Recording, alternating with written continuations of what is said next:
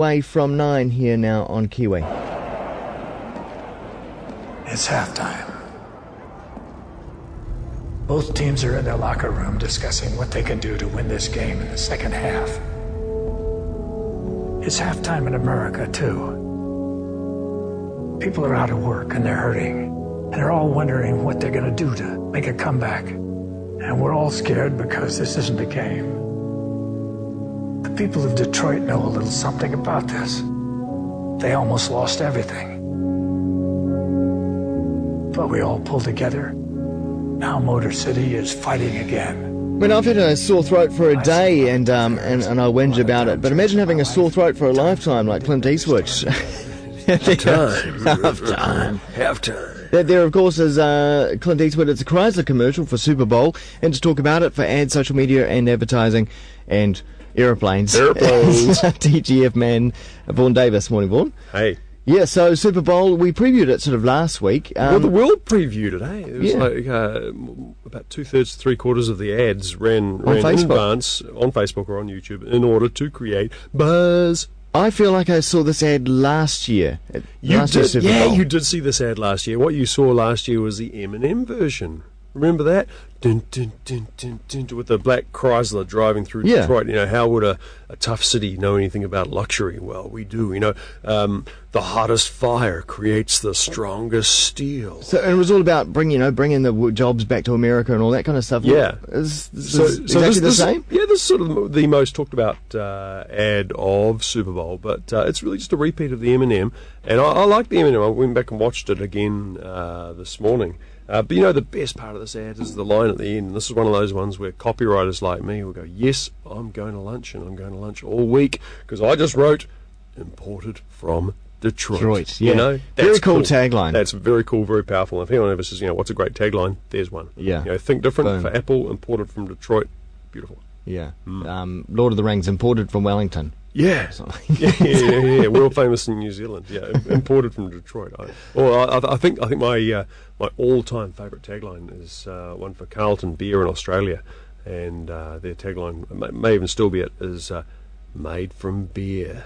It's just cool. The Australians do a great line in beer advertising. I was in Sydney at the weekend, and I saw an outdoor campaign for one of the beers, and it was Destiny's calling, but beer's on the other line. Hello, beer. All right, they just nail that stuff. Let's check out this one here from Doritos. Yeah.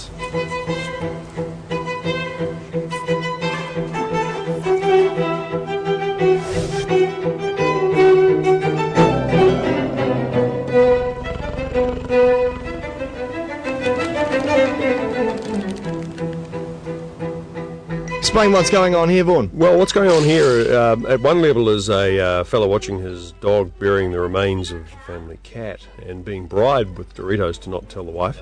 But by the dog? By the dog, yeah, by the very capable dog who even writes a note, sort of Gary Larson style, almost. But what's happening big picture is Doritos, again, has run a campaign asking people to send in their own ads, and this was a viewer ad that was made by some dude. I think it was a 34-year-old teacher. And did they reshot, or no? It's the actual ad. This is the actual ad. Wow. And they ended up with two. One was the highest votes from their sort of panel, and one was the highest votes on social media, and they paid each $1 million. The other one's pretty cool. The other one involves sort of a horizontal bungee jumping baby, but pretty good demonstration that you don't need a big production budget and a lot of a cool million. Yeah, cool million US. Yeah. That's the prize. But yeah, pretty neat ad. Yeah, pretty neat ad, and probably get a few more laughs than it's halftime in America. Well, which though is spawning a whole lot of parodies and rip-offs, as you'd expect. Oh, no doubt. And, of course, the other big thing out of Super Bowl, apart from the ads and the game, was the interaction from viewers at home. Yeah, I think this is the big thing out of Super Bowl, is the emergence of a phenomenon called the second screen. And so the second screen is, watching the Super Bowl on the big screen and watching your, social media feed on your tablet device or your phone or whatever. Exploited especially this year by Shazam, who you may know from such applications as hold up your phone and find out what song is playing. They've used the same technology, which generically is known as ACR, or automatic content recognition, to tag ads. So when the Shazam app hears the Doritos ad, tag the ad, and down comes a voucher for some from free Doritos or whatever it is, or a draw in entry in a draw to win a car. So half of the ads in Super Bowl had interactive Shazam components. And how did they let people know that they could do that? Well, they let people know through advanced TV advertising. So Budweiser and Toyota and all these people running ads saying, download the Shazam app and use it at halftime, be ready. And just like a thing I'm involved with here in New Zealand called Pluck, the challenge is to get people educated and get people to have the app on their phones and also be ready, because you've only got that 30 or 45 or 60 seconds to tag or pluck that ad in order to get the content. Yeah, there's a challenge there, isn't there? Because even with Shazam, I found sometimes when I'm wanting to get a track, and it's normally like the last half of the track, and I'm like, where's the Shazam thing? I'll open it, wait for it to load up, and then listen. Yeah.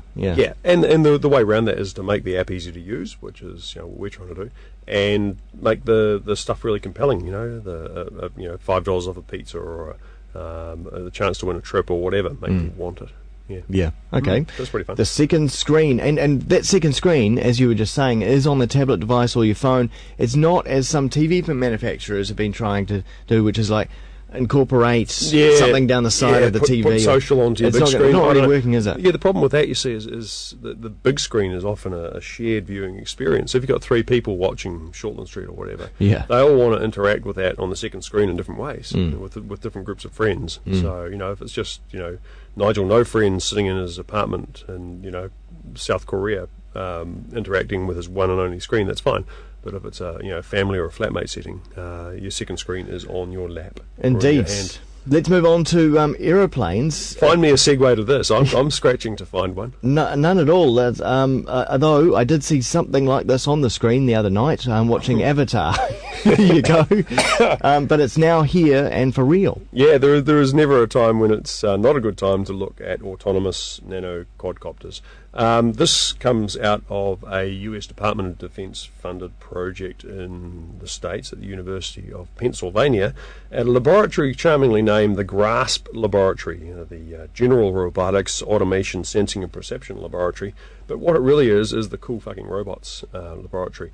They've taken these little nano quadcopters, which are sort of, just like the little things you might buy in the mall, except with 4 rotors, and they've made them clever and autonomous, and specifically they've made them able to fly in formation. So instead of just one weird little helicopter, buzzing around your head, you've got 5, 10 or 20 of them. Which is, we were thinking about this at the Tauranga Air Show the other day. They had radio-controlled jets doing displays. Now, really cool. And we were thinking, wouldn't it be cool if they could do it in formation? Next minute, here we go. They're effectively like little, buzzing bees or flies or something. Yeah, they're not big. They're about the size of, I guess, a toast plate, if you will. These little helicopters, and they're pretty clever. So they've got them flying in formation, changing formation. There are lots of videos online from this lab where these things, will be flying along. They'll flip on their side and basically go through a letterbox, to get where they're going. So human pilot, obsolete. You'll never fly this well. No human will ever fly this well. Pretty impressive.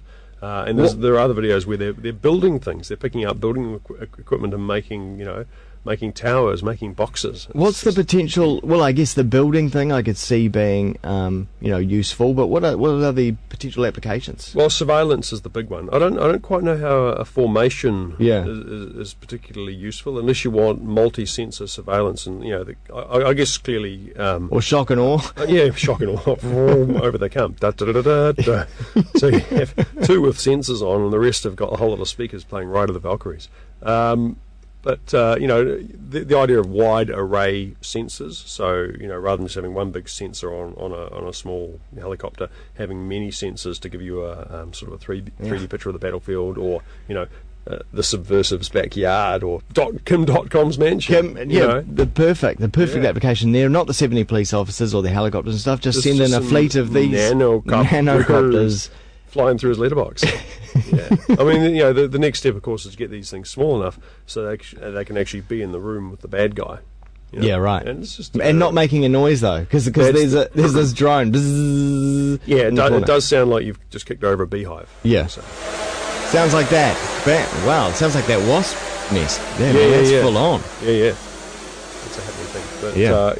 but you can bet, because this is, all these DARPA funded projects, of course, classified to an extent.